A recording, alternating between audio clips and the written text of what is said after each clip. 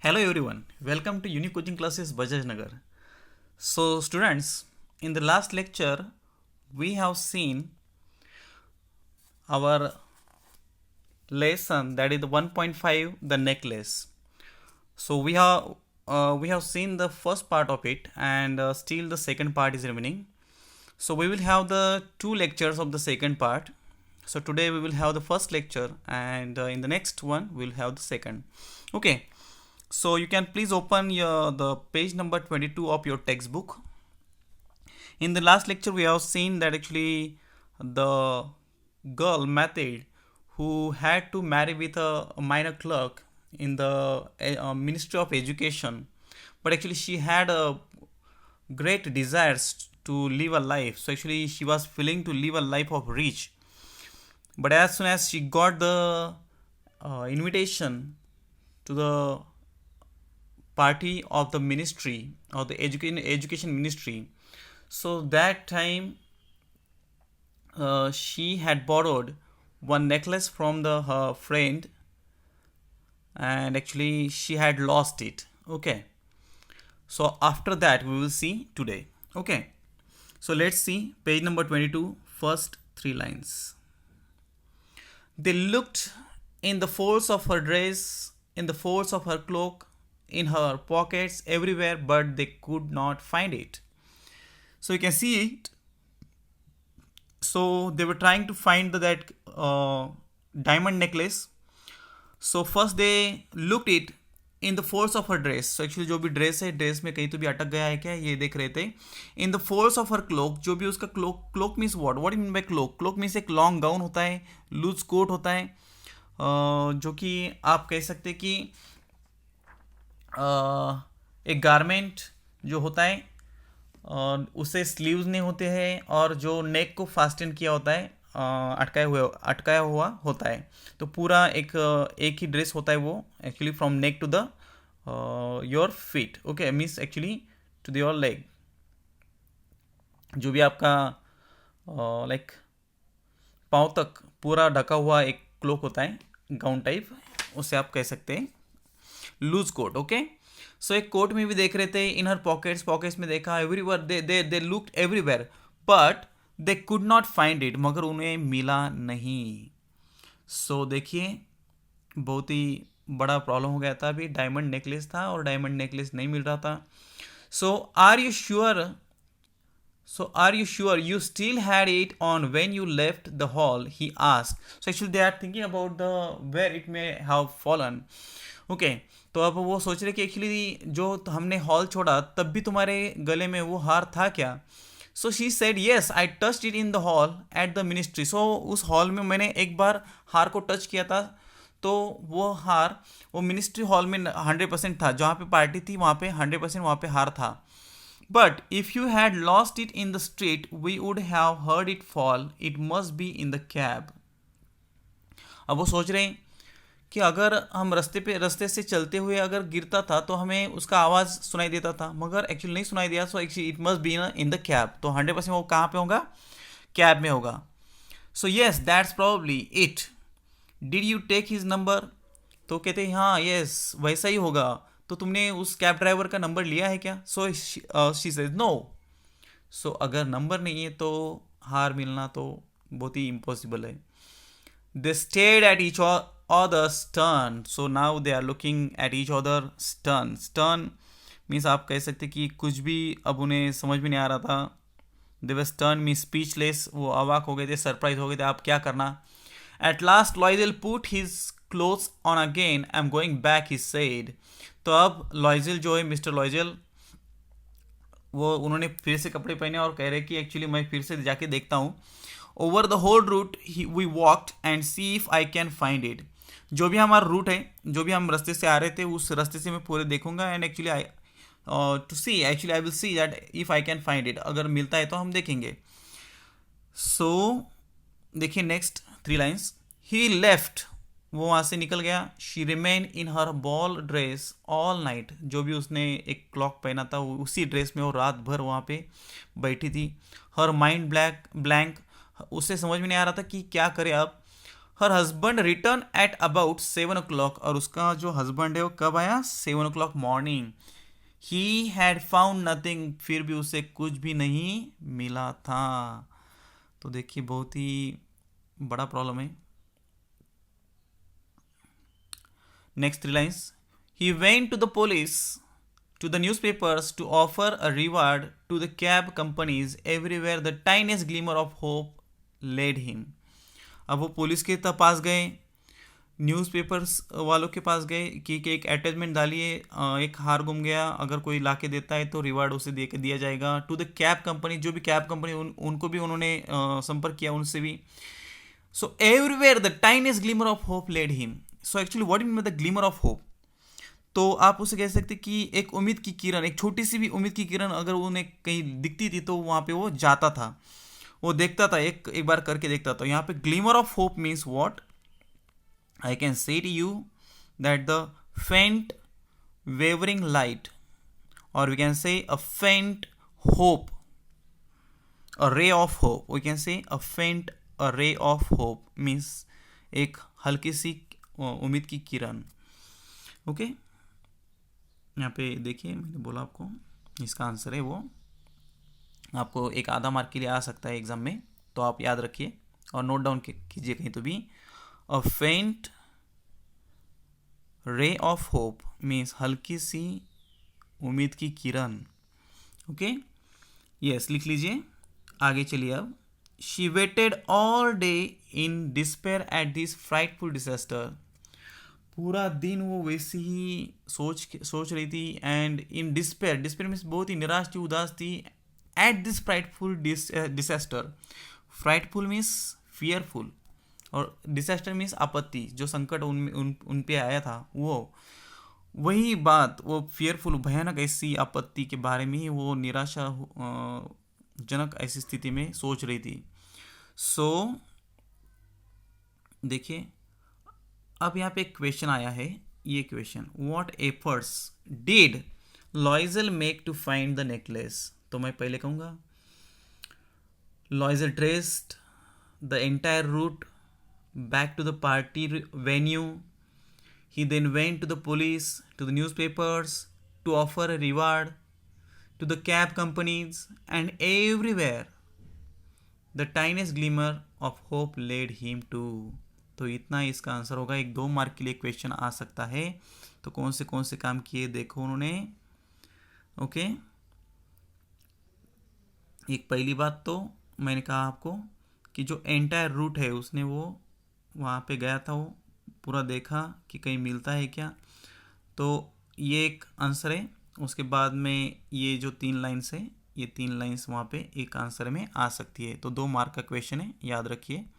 Okay next one is here, Loisel return in the evening a hollow pale figure he had found nothing. अब Loisel फिर दूसरे दिन गया था देखने के लिए, मगर इवनिंग में वो वापस आया। He was hollow, hollow means कुछ भी नहीं था उसके पास, मीन्स एक्चुअली खाली हाथ वो वापस आया था। पेल फिगर, अब यहाँ पे पेल फिगर यहाँ पे उन्होंने कहा है कि पेल फिगर मीन्स एक्चुअली उसका चेहरा उतरा हुआ था।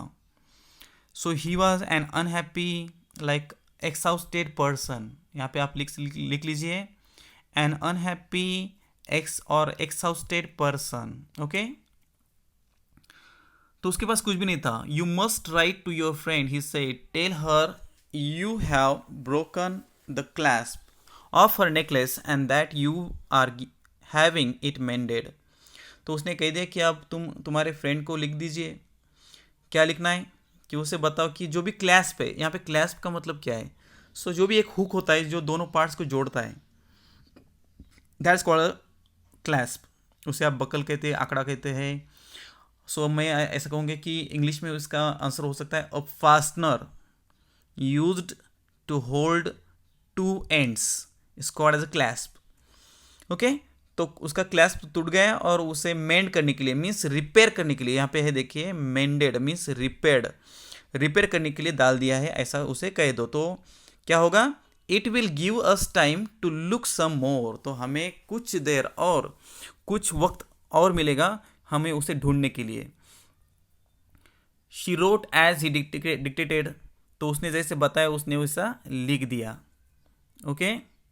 Eight the end of 1 week they had lost all hope, अब एक वीक हो गई थी। And Loisel who suddenly looked aged declared we must consider how to replace the jewel. अब एक वीक हो गई थी, पूरी होप जो थी, आशाएं थी, सब खत्म हो गई थी। अब लॉयजेल ने कहा कि अब वो कैसा दिख रहा था, एजेड। एजेड मीन्स अब वो एजेड क्यों दिख रहा था, तो इसका मतलब है वो बहुत ही टेंशन में था, उसका चेहरा वैसा हो गया था, इसलिए वो कह रहे कि एजेड हो गया था। एंड उसने डिक्लेयर किया कि we must consider how to replace the jewel. अब हमें ये सोचना चाहिए कि जो ज्वेल हमने लिया था, जो भी एक डायमंड नेकलेस हमने लिया था, वो अब कैसे वापस करना है, इसके बारे में हमें अभी सोचना चाहिए। वापस तो अभी हमें तो मिलेगा नहीं, मगर तुम्हारे फ्रेंड को तो हमें देना ही पड़ेगा। And so they went from jeweller to jeweller looking for the necklace like the other one, consulting their memories both sick and with grief and anguish। अब दोनों एक ज्वेलर से दूसरे ज्वेलर के पास जा रहे हैं, सेम वैसा ही हार वो देख रहे हैं। So same one actually the looking for a necklace like the other one, जो भी उन्होंने घुमा दिया था वैसा ही हार होने चाहिए था। सो कंसल्टिंग देयर मेमोरीज, सोच रहे थे कि कैसा हार था, वो बता रहे थे उन्हें। And both sick with grip and anguish, यहाँ पे इसका मतलब क्या है, both sick with grip and anguish, इसका मतलब है एक्सट्रीमली अनहैप्पी आप कह सकते हैं। अब सिक विथ ग्रीप, ग्रीप मीन्स क्या, दुख, and anguish means mental distress, mental distress. तो वो पूरे तरह से दुखी हो गए थे, मेंटल डिस्ट्रेस हो गया था, एक्चुअली पूरे टेंशन में थे वो, ऐसा वो दिखाई दे रहा था। तो दूसरों का हार है और एक्सपेंसिव ऐसा उन्हें लग रहा था, तो एक्चुअली इसलिए वो बहुत ही टेंशन में थे। In a shop at the Palais Royal, अब एक ज्वेलर का शॉप है, उसका नाम है पैलेस रॉयल।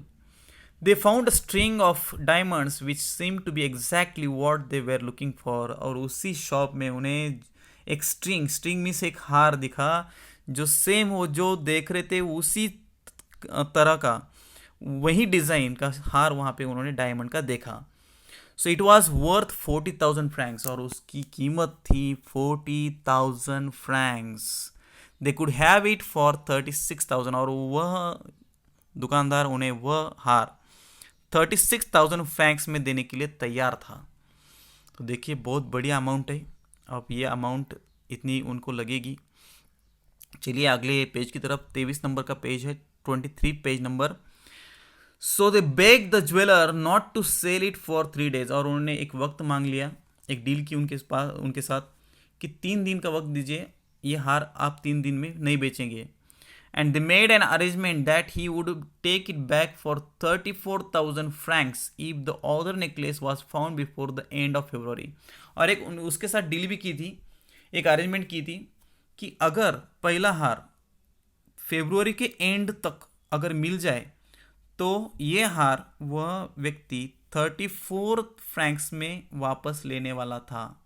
तो 36,000 फ्रैंक्स में वो दे रहा था, और अगर फेब्रुवरी एंड तक वो पहला हार मिलता है, तो actually this necklace he would take back and give them around 34,000 francs back. ये एक डील उन्होंने की थी। अब यहाँ पे उसका एक क्वेश्चन दिया है, देखो, what was the arrangement with the jeweller, do you think it was fair. जो एक अरेंजमेंट की थी हार की, तो आपको लगता है कि एक राइट एक अरेंजमेंट उन्होंने की थी। तो मैं कहूँगा कि actually it was looking fair to me, because actually the arrangement with the jeweller was that he would take the diamond necklace back for 34,000 francs if Forestier's necklace was found before the end of February। अगर end of February के February के पहले अगर Forestier necklace मिलता था, तो 34,000 को वो वापस लेने वाला था वो हार।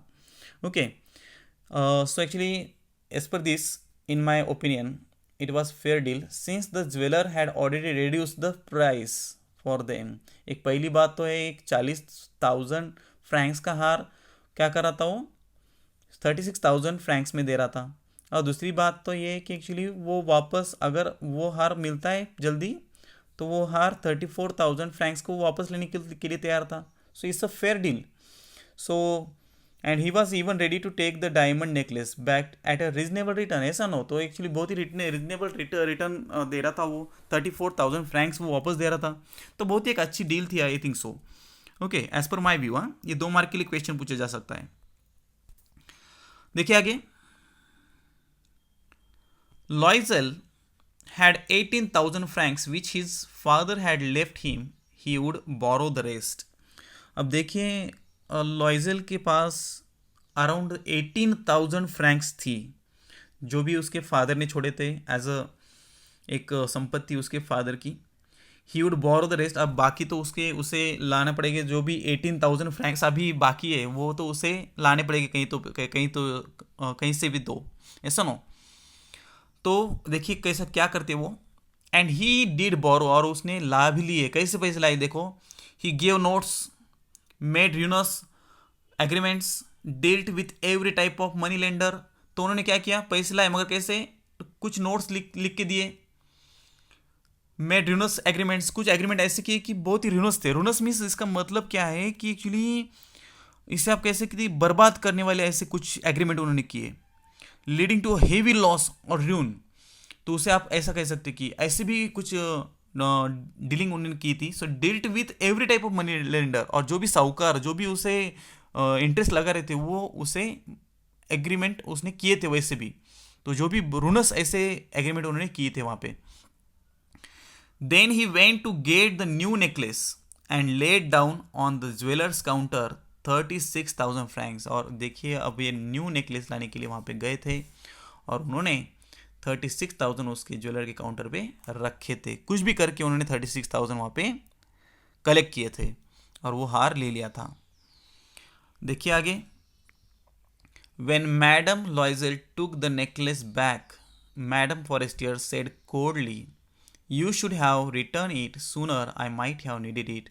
तो यहाँ पे आप देख सकते हैं कि मैडम लॉइजल बहुत ही, जब उन्होंने मैडम लॉइजल ने नेकलेस वापस कर दिया था तो मैडम फॉरेस्टियर थोड़ी सी कोल्डली उन्होंने कह दिया, मीन्स बहुत ही एक अलग तरीके से उन्होंने कह दिया कि you should have return it sooner. तुम ये हार पहले भी थोड़ा ला के दे सकती थी। I might have needed it, मुझे ये लग सकता था। ओके, तो ऐसा क्यों कहा उन्होंने, ये भी हमें एक क्वेश्चन पूछ सकते हैं। तो यहाँ पे इसका ये क्वेश्चन है, देखिए उसका आंसर यहाँ पे है। तो हमें भी हमारा एक व्यू यहाँ पे बताना है। तो मैं कह सकता हूँ कि एक बात पहली तो है, पहली तो ये बात है कि actually Mathilde return her necklace after more than a week. एक पूरा वीक हो गया था और उसके बाद में उसने हार लेके गई थी। So for it is said that Mathilde should have return it sooner as she might have needed it. उसे लग सकता था इसलिए उसने कह दिया कि तुम थोड़ी पहले ला के दे सकती थी। Means she also thought that actually she probably failed that Mathilde had taken advantage of her goodness. उसके अच्छाई का उसने फ़ायदा लिया, ऐसा भी उसे लगा होगा। And hence I think so she spoke coldly to her. तो देखिए इतना ये पार्ट आज के लिए enough I think so, and remaining part we will see in the next lecture. So thank you very much.